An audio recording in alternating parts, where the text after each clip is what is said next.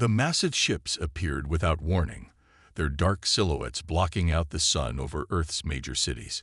Commander He-Jin stood on the bridge of his flagship, watching the primitive world through the ship's observation screens. His silver uniform gleamed in the dim light as he studied the blue planet below. This would be his 40th conquest for the galactic hegemony, and he expected it to be as simple as the others.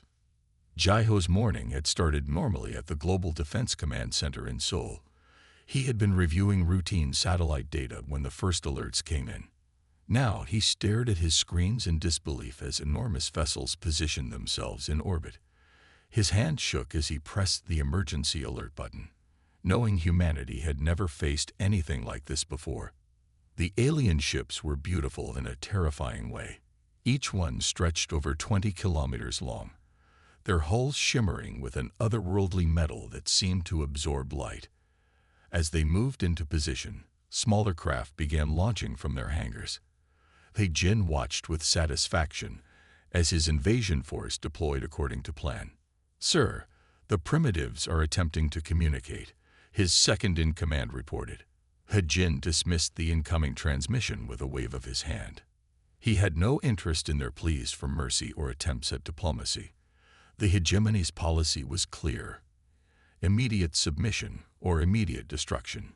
Jaiho's voice remained steady as he coordinated with military commands worldwide. Fighter jets scrambled from bases across the globe, even though everyone knew their weapons would likely be useless against such advanced technology. The first missiles launched from Earth struck invisible barriers around the alien ships, detonating harmlessly in space. "Begin the primary strike," He-Jin ordered. Beams of intense blue energy lanced down from his fleet, targeting military installations across Asia and North America. Bases that had stood for decades vanished in seconds, reduced to molten craters. He expected panic and surrender to follow, as it had on every other world. But something different happened. Instead of chaos and surrender, Earth's military forces regrouped and adapted. When their advanced weapons proved ineffective, they switched to older technology that the alien shields weren't calibrated to stop. Conventional artillery shells began reaching their targets, damaging the smaller alien craft. In the streets below, civilians didn't run screaming. They organized. They helped their military. They turned their cars into barricades, their homes into bunkers, their tools into weapons. He-Jin watched in growing confusion as humans demonstrated a level of resistance he'd never encountered before. Jaiho coordinated this unexpected response from his underground command center. When the aliens knocked out modern communication systems, humans switched to radio. When they lost radio, they used runners and signal flags. Nothing seemed to stop them from finding ways to fight back. "Sir, we're losing contact with ground forces in multiple sectors," He-Jin's tactical officer reported. The commander's silver skin paled slightly as he reviewed the casualty reports. His troops were dying at an unprecedented rate. These humans fought with a ferocity that defied all previous experience. In one city, his forces had cornered a group of soldiers in a damaged building. Instead of surrendering, the humans collapsed the structure on themselves and their attackers. In another, primitive projectile weapons that should have been useless against hegemony armor somehow found weak points that shouldn't have existed. Jaiho received reports from around the world. Despite devastating losses, humanity's resistance was growing stronger, not weaker. People were learning the aliens' patterns, finding their vulnerabilities, adapting faster than anyone could have expected. The first alien ground troops had been captured, their technology already being studied and understood. He-Jin felt something he'd never experienced in his centuries of military service: doubt. These humans weren't following any of the expected patterns of a species facing superior technology. They seemed to grow stronger under pressure, more resourceful when faced with impossible odds. As the first day of invasion drew to a close, Earth's defensive coordinator watched the alien ships with grim satisfaction. Yes, they had lost many battles. Yes, their technology was far behind, but humanity had survived the initial assault, and they were learning. Jiho knew that every hour they held out, they understood their enemy better. Commander Heijin stood on his bridge, watching the unexpected resistance with growing concern. His reports showed 30% losses in ground forces, multiple small craft destroyed, and no signs of the enemy's will breaking. For the first time in his long career, he wondered if the hegemony had made a terrible mistake in choosing this target. As night fell over the battlefields of Earth, both sides prepared for what would come next. The aliens had superior technology and overwhelming force, but they were beginning to understand that humans had something else, something they hadn't encountered before. An unbreakable spirit and an ability to unite and fight back against impossible odds. The first day of the invasion was ending, but Earth's defenders had sent a clear message to the cosmos. This planet would not fall easily, if it fell at all. In his command center, Jeho allowed himself a small smile as he coordinated the next phase of humanity's resistance. The aliens had made a crucial error. They had expected humans to behave like every other species they'd conquered. They were about to learn just how wrong they were. Science Officer Yuri stared at her monitoring screens in disbelief. She ran the tests again, certain there must be some malfunction in her equipment. The readings couldn't be right. No species should be able to survive under these conditions, but the data kept showing the same impossible results. Her research station aboard the flagship gave her a perfect view of the ongoing battles below. The hegemony's weapons had turned vast areas into death zones, regions where radiation, heat, and atmospheric pressure should have made survival impossible for any organic life form. Yet the humans kept fighting. "Chief Researcher, you need to see this," one of her assistants called out. Yuri moved to another screen showing footage from their ground forces. A group of humans was moving through an area where temperatures had reached 140 degrees. According to everything they knew about carbon-based life, these creatures should have collapsed. Instead, they were carrying heavy weapons and attacking hegemony positions. Yuri's silver hands moved quickly over her console as she documented each impossible feat. Humans fighting in radiation zones that would kill most species in minutes. Soldiers continuing to operate with injuries that should have been fatal. Groups surviving in areas where the air pressure had been altered to levels that would crush most beings. "They're adapting," she muttered, watching as humans wrapped wet cloths around their faces to filter poisoned air. When their advanced weapons were destroyed, they made new ones from primitive materials.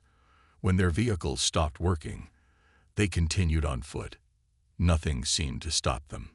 She compiled her findings and sent them directly to Commander Heijin. The response came back quickly. Focus on their weaknesses, not their survival abilities. Yuri felt frustration rise in her chest. The commander wasn't understanding the significance of what they were seeing. Her research team kept gathering data. They watched humans dig tunnels with their bare hands when their equipment failed.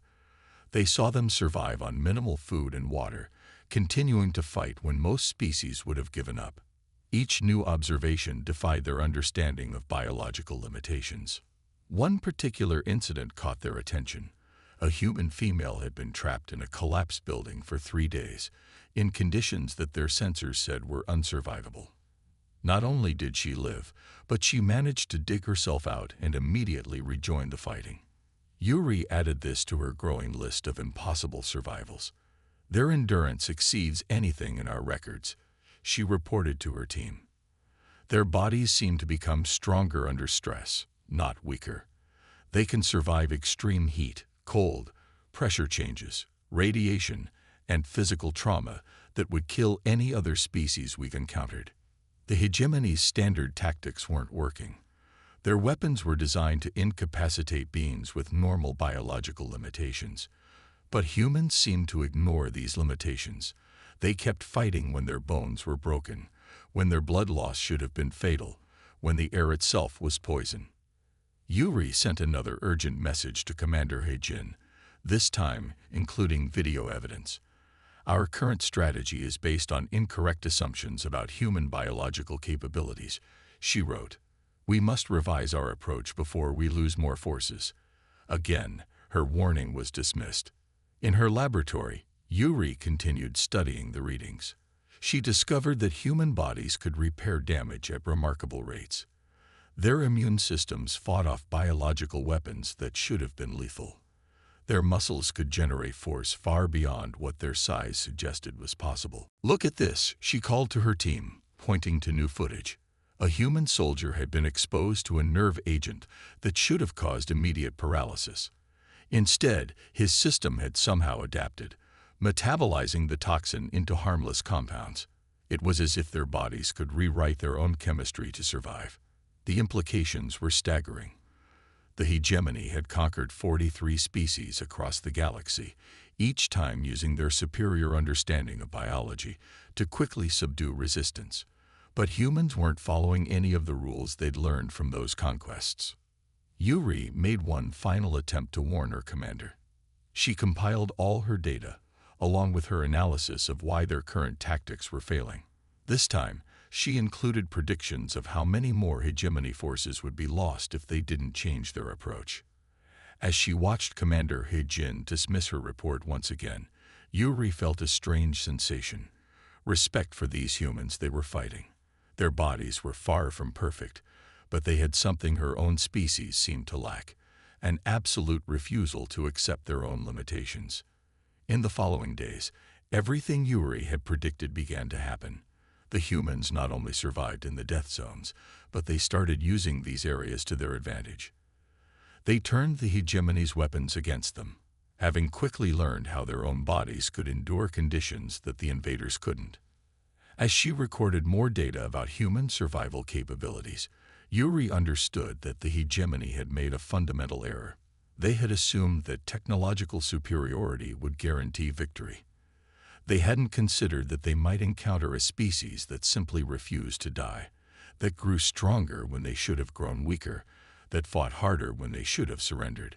The humans were teaching them a lesson that would reshape the hegemony's understanding of warfare. Sometimes the strongest weapon isn't technology, but the sheer, unbreakable will to survive. Lieutenant Sunmei couldn't believe what she was watching on the combat footage. Her team had cornered 2 human soldiers in what should have been an easy capture. Their neural suppressors had hit both targets directly. According to all their military knowledge, both humans should have collapsed instantly. Instead, something impossible happened. One of the humans had been injured, bleeding from multiple wounds. Rather than weakening, his body seemed to surge with new strength. When his companion became trapped under a fallen vehicle, the injured human lifted the massive metal frame, a weight that should have been impossible for his species to move. "Play it again," Sunmai ordered, her silver fingers tapping nervously on her console. The footage repeated. She watched closely as the neural suppressor beams struck the human. His vital signs should have dropped. Instead, they spiked. His muscle output tripled. His reaction time increased. It was as if the attack had made him stronger. The combat computer analyzed the footage, displaying readings that made no sense. The human's body was producing chemicals that enhanced his strength, speed, and resistance to pain. More incredibly, these chemicals seemed to increase when the human was injured or threatened. Sunmi's research team discovered similar incidents across all battle zones. Humans trapped in collapsed buildings moved concrete slabs that should have been too heavy. Injured soldiers continued fighting with wounds that should have been incapacitating. Their neural suppressors, which had subdued every other species they'd encountered, only seemed to trigger this enhancement effect. "It's called adrenaline," one of her analysts reported, reading from captured human medical data. "Their bodies produce it naturally under stress. It makes them stronger, faster, and more resistant to pain. And that's just one of several such chemicals their bodies create." The implications were terrifying. The hegemony's entire combat doctrine was based on the principle that damaged or threatened beings became weaker and more likely to surrender. Humans did the opposite. They became more dangerous when injured, more aggressive when threatened, more determined when facing impossible odds. In her report to command, Sunmai included footage of a human mother lifting a crashed transport to rescue her child. The woman's muscles should have torn from the effort. Instead, this adrenaline had temporarily given her strength far beyond normal limitations. The hegemony had no defense against an ability they'd never imagined possible. Their neural suppressors were worse than useless. The energy beams that shut down most species' nervous systems triggered an overwhelming surge of these enhancement chemicals in humans. Each attempt to incapacitate them only made them more formidable opponents. Their entire bodies are designed for combat, Sun Mai explained to her increasingly worried superiors. Their hearts can double their output instantly. Their muscles can ignore damage that should stop them.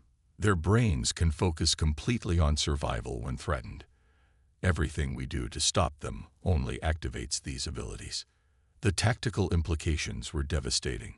Standard hegemony doctrine called for wearing down enemy resistance through sustained attack.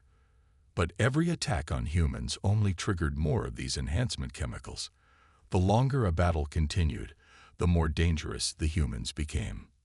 One particularly disturbing recording showed a human soldier continuing to fight with injuries that should have been fatal. The human's body had gone into something their medics called survival mode, redirecting blood flow, numbing pain, and providing a surge of strength that lasted until the soldier had ensured his unit's safety.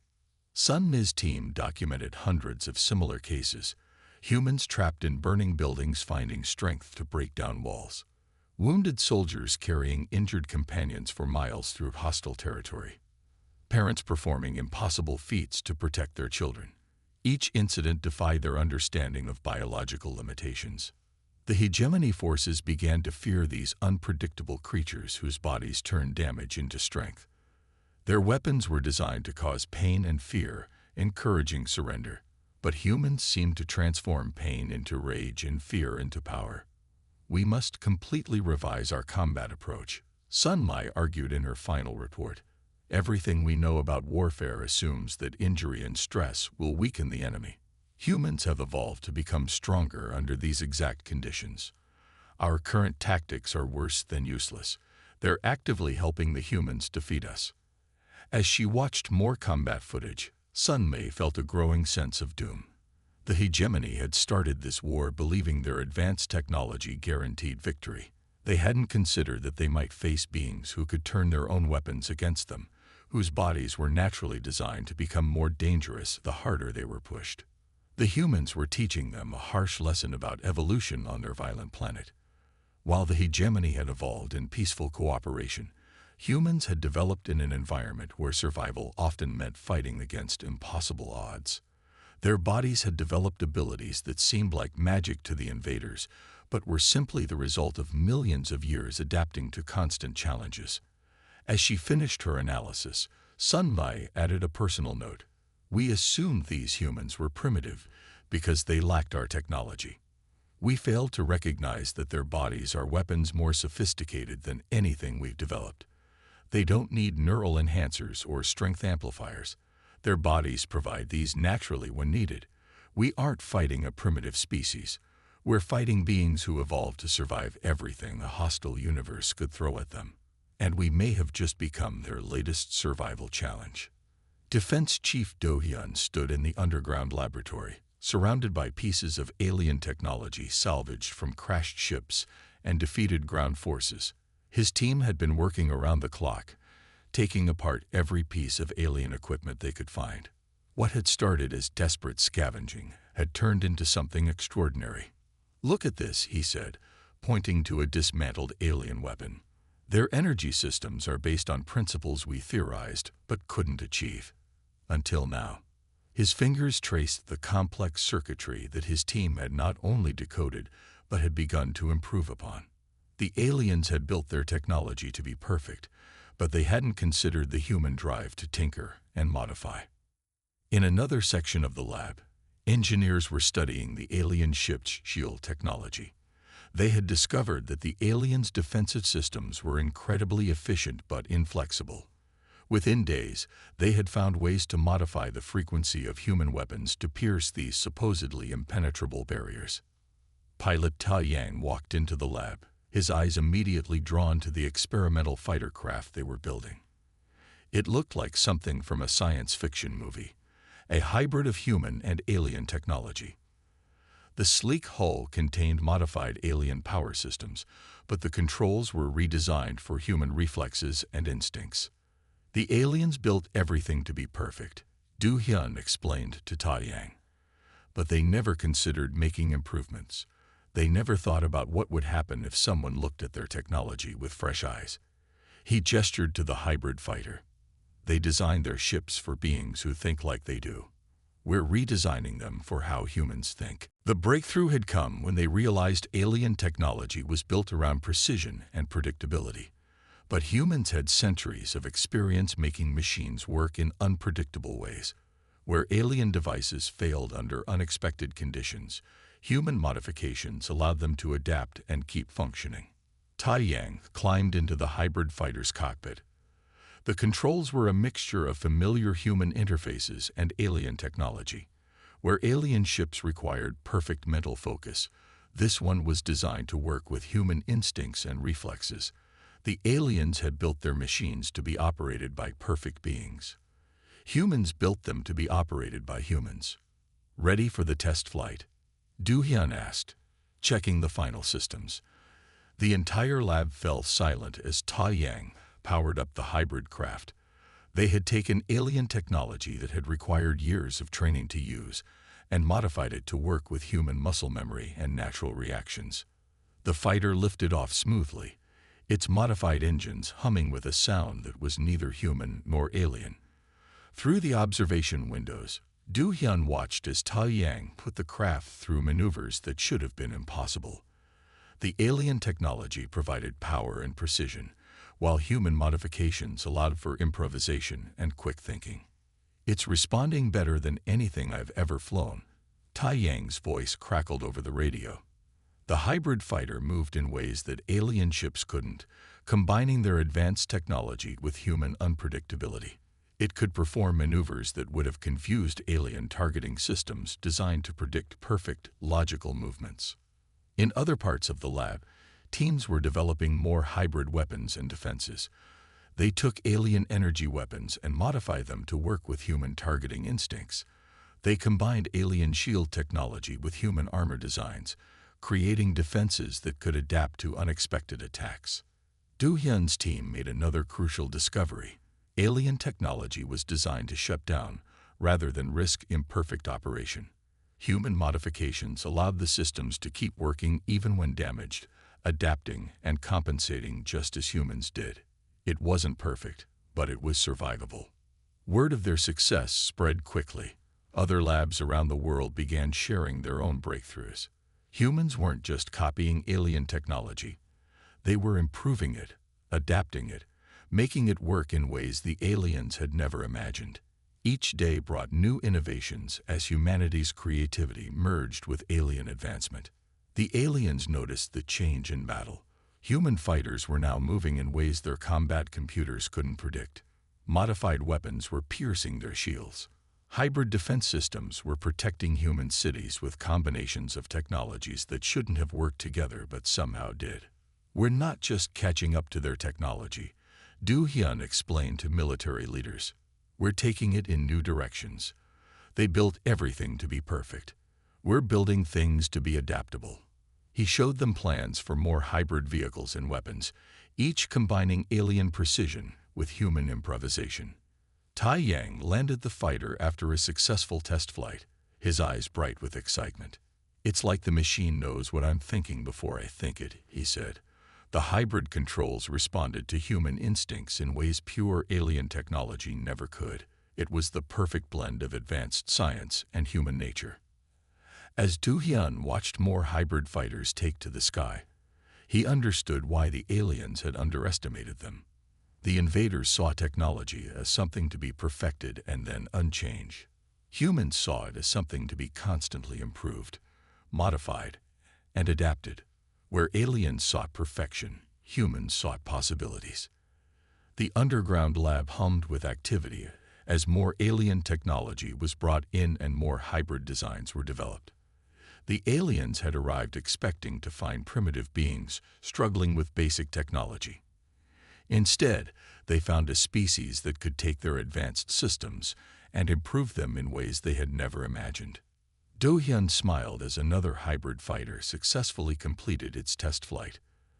The aliens had made a crucial mistake in their invasion.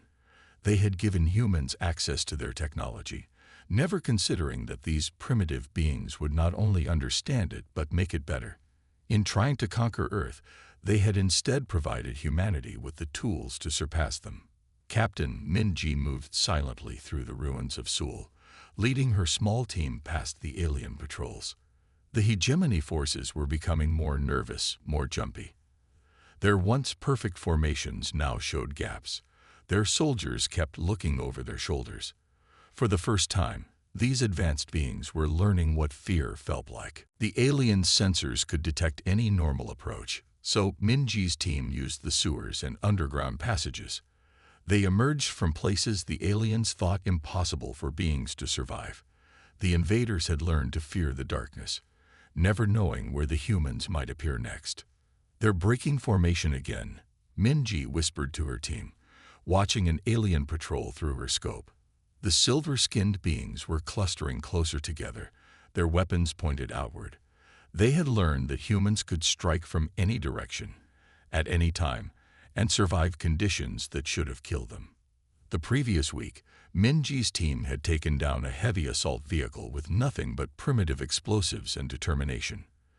The aliens couldn't understand how humans could get so close without being detected, how they could survive in the toxic environments their weapons created, how they could keep fighting with injuries that should have been fatal.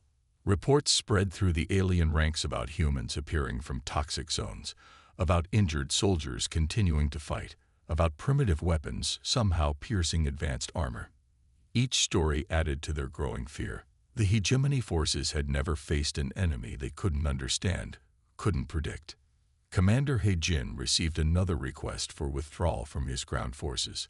His troops were refusing to patrol certain areas, particularly at night. They reported humans moving in ways their sensors couldn't track, surviving attacks that should have been lethal, appearing and disappearing like ghosts. Min-ji's guerrilla tactics had proven devastatingly effective. Her team struck without warning, disappeared into tunnels and ruins, then struck again from unexpected directions.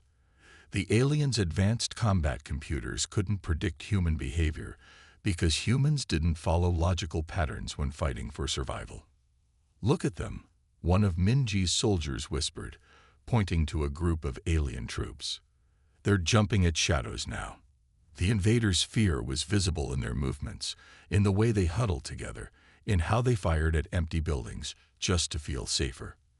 They had never experienced anything like human warfare. The aliens had expected a conventional war, with clear battle lines and predictable tactics.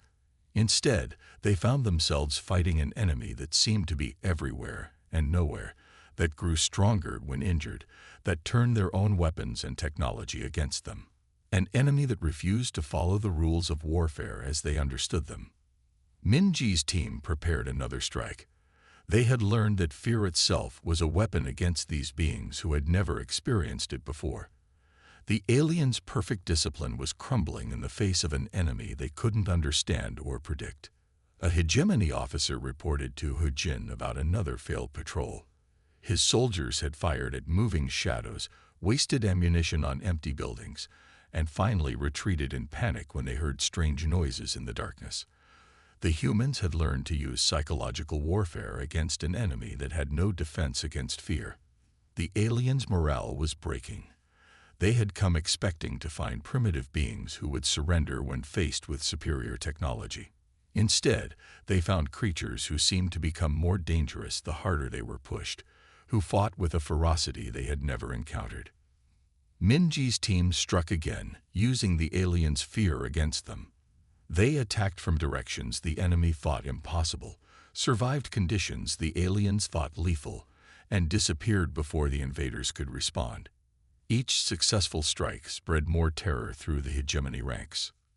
The alien soldiers began to whisper about humans who couldn't be killed, who appeared from toxic zones, who fought harder when injured. Their perfect military discipline was falling apart in the face of an enemy that defied their understanding of what was possible. Commander Heijin watched his invasion force crumbling. His troops were seeing humans in every shadow, hearing them in every noise. Fear, an emotion they had never needed to deal with before, was destroying their ability to fight effectively. Minji's guerrilla warfare had achieved something no other species had managed.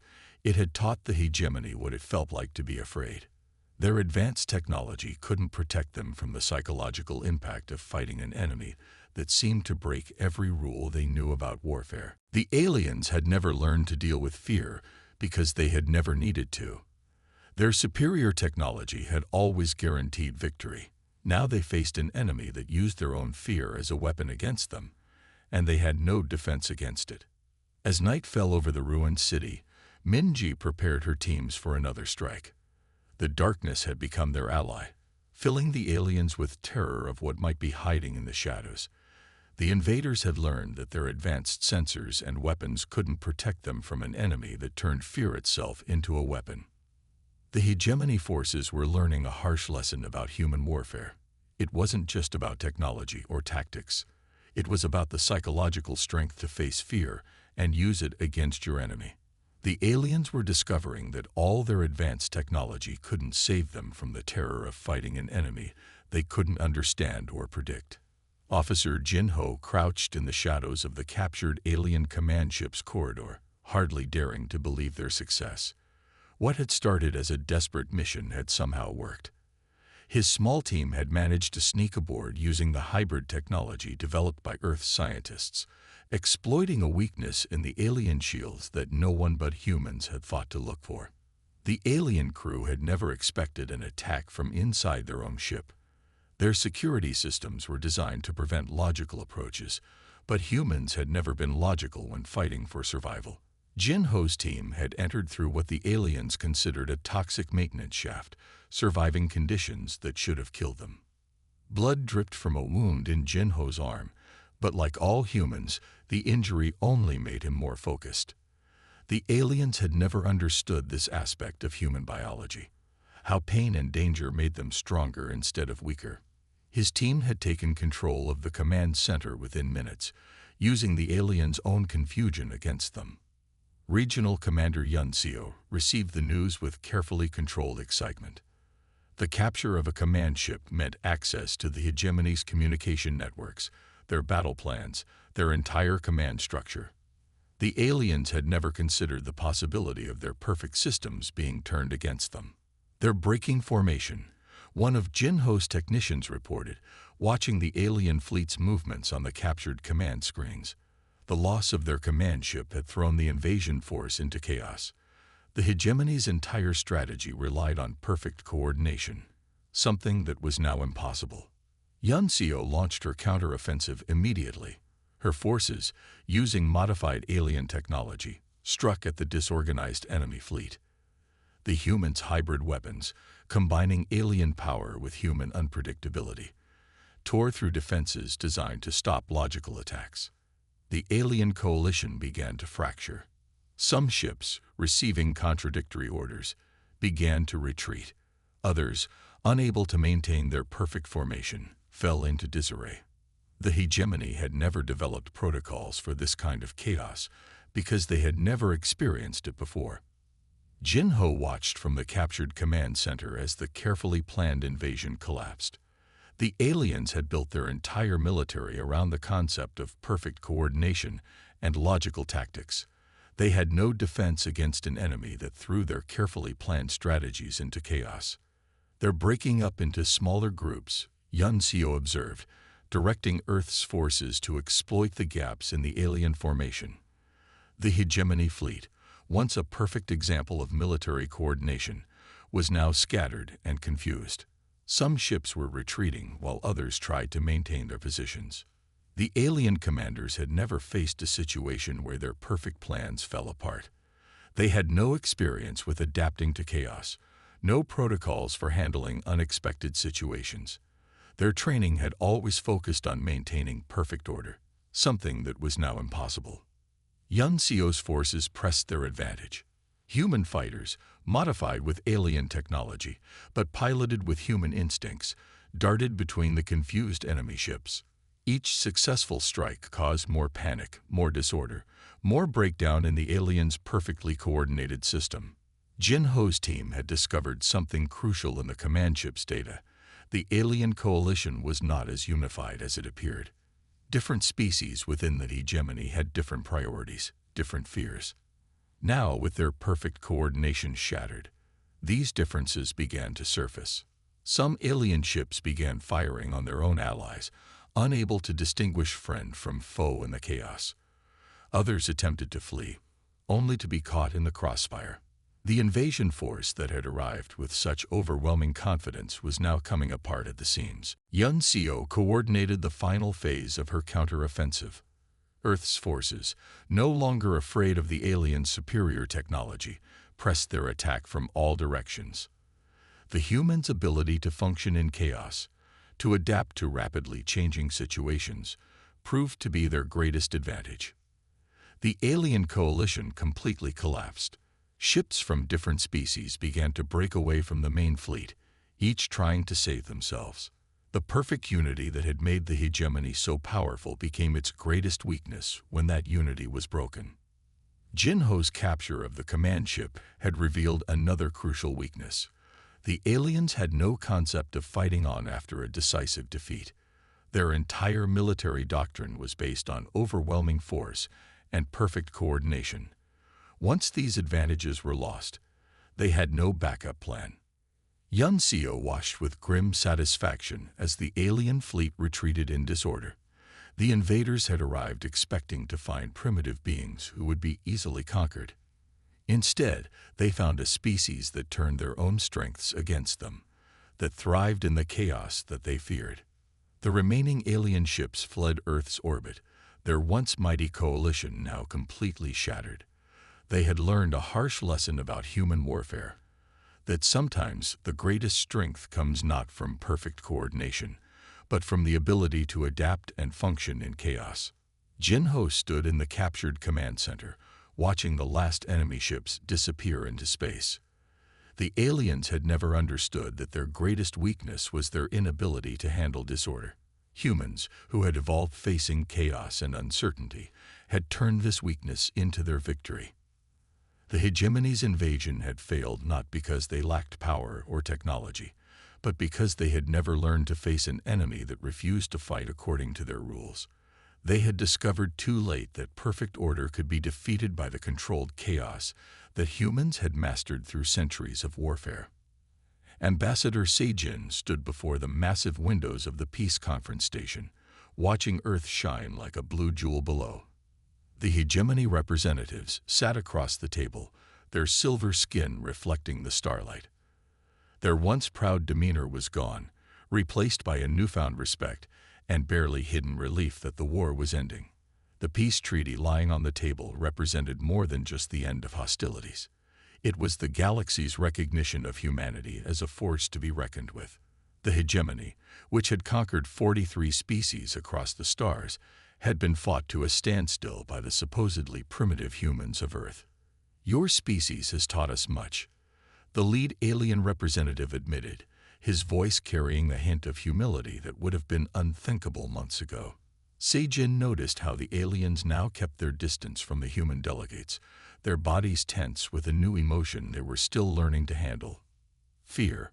Reports had spread across the galaxy about the species that had defeated the mighty hegemony. Stories told of humans fighting in conditions that should have killed them, of their strange ability to grow stronger when injured, of their capacity to take alien technology and improve it in ways no one had imagined possible.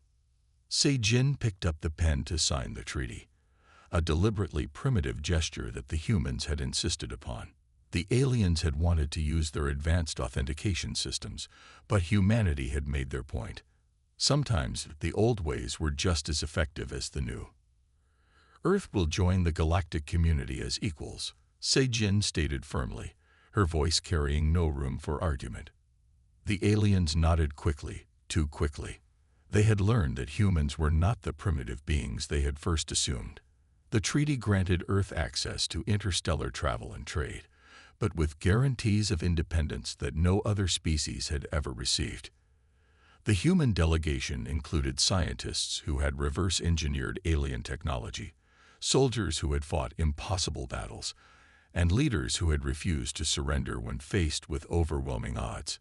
Each of them represented an aspect of humanity that had contributed to their unexpected victory. "We offer technology exchange," one of the alien representatives said, trying to hide his nervousness. What went unsaid was their fear of what humans might accomplish on their own.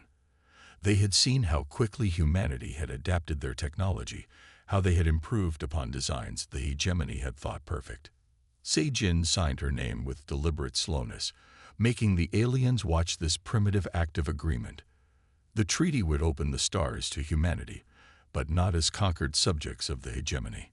Earth would venture into space on its own terms, carrying with it the reputation of the species that had done the impossible. News of the treaty spread quickly across Earth. Celebrations broke out in cities that still showed the scars of battle. Humanity had not only survived, but had emerged stronger, with access to technologies and knowledge that would have taken centuries to develop on their own. The alien representatives couldn't hide their unease as they watched recordings of the celebrations. These humans were celebrating not just their survival, but their victory. They had taken everything the hegemony had thrown at them and turned it back against their attackers. Now they were ready to take their place among the stars.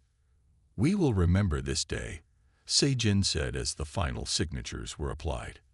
The aliens nodded, knowing that the galaxy would indeed remember, not just the day, but the lesson they had learned about underestimating species that appeared primitive by their standards. Already, human ships were being prepared for their first ventures beyond their solar system. They carried crews who had learned to combine alien technology with human intuition and creativity. The invasion had given humanity the keys to the stars, but they would explore space their own way. The aliens departed quickly after the signing, their relief at ending the conflict obvious.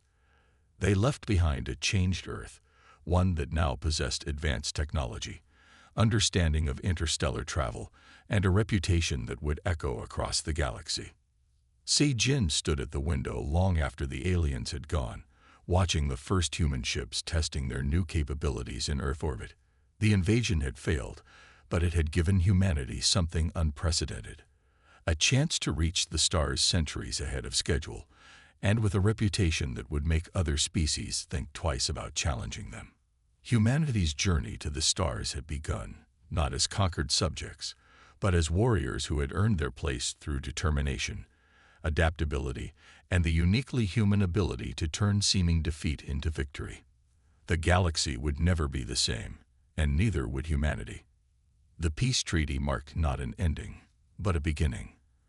Earth had survived its first contact with alien life, proved itself against overwhelming odds, and emerged ready to take its place in the vast expanse of space.